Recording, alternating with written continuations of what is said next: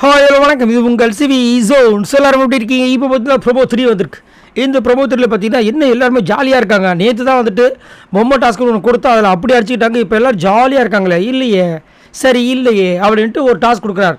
அதில் பார்த்தீங்கன்னா ஒரு சீட்டு எடுக்கணும். எல்லாரும் ஹவுஸ் மேட்ஸும் உள்ளே வந்து அந்த சீட்டுக்குள்ளே 2 ஸ்டேட்மெண்ட் இருக்கும். அந்த ஸ்டேட்மெண்ட்டு யாருக்கு பொருந்ததுன்றதை அவங்களே சொல்லிடணும். காலையிலையும் பார்த்தீங்கன்னா மார்னிங் ஆக்டிவிட்டி டாஸ்க்லேயும் அப்படி தான் போச்சு. இப்போ இந்த மாதிரி ஒரு டாஸ்க் கொடுத்துருக்காங்க. ஸோ அதை வந்துட்டு நம்ம தீபக் தான் வந்து படிக்கிறாப்புல. ஸ்டார்டிங்காக பார்த்தீங்கன்னா பிக் பாஸ் கலாய்ச்சிறாரு. நீ தான் தைரியமாக நாளாச்சே சொல்லுங்க அப்படின்னு கலாய்க்கிறாரு. அப்புறம் சவுண்டு வந்துட்டு சொல்கிறாங்க சாட்செல்லாம் அவள் சொல்கிற அப்படின்னு. என்னன்றதை மறந்துட்டாங்க. முத்து கலாய்க்கிறாரு.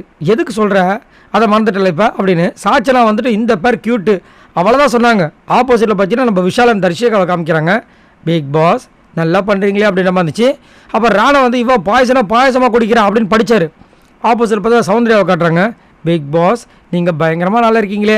அதுக்கப்புறம் மஞ்சரி வந்துட்டு இவ ஃபுல்லாக நாடகம் அப்படின்னா சிவாவை காட்டுறாங்க. பிக் பாஸ் நல்லா பண்ணுறீங்களேன்ற மாதிரி இருந்துச்சு.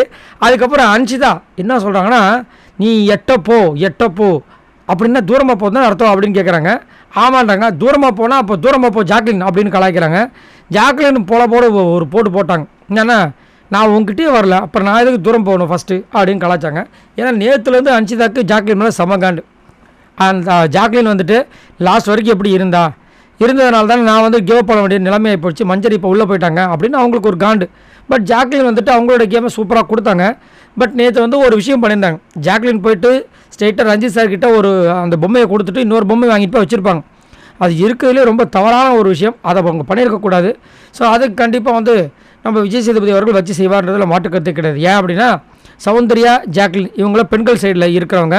ஆண்கள் சைடில் பார்த்தீங்கன்னா முத்துக்குமரன் அப்புறம் மேபி ரஞ்சித் சார் சத்யா கொஞ்சம் ஆனால் மெயினாக பார்த்தீங்கன்னா முத்துக்குமரன் இவங்க 3 பேரை வந்துட்டு கண்டிப்பாக விஜய் சேதுபதி அவர்கள் கொஞ்சம் கூட பாரபட்சமே இல்லாமல் வச்சு செய்வார். மற்றவங்கள கூட யோசிப்பார்.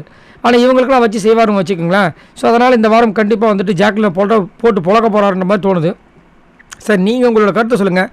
ஜாக்லினுக்கும் அன்ஷிதாவுக்கும் இடைப்பட்ட இந்த ஒரு சண்டை இது எதனால் வந்துச்சுன்னு நினைக்கிறீங்க? இது யார் மேலே மிஸ் அண்டர்ஸ்டாண்டிங், யார் மேலே தப்பு? மறக்காம கமெண்ட்ஸ் பண்ணுங்கள். பாய் நண்பர்களே.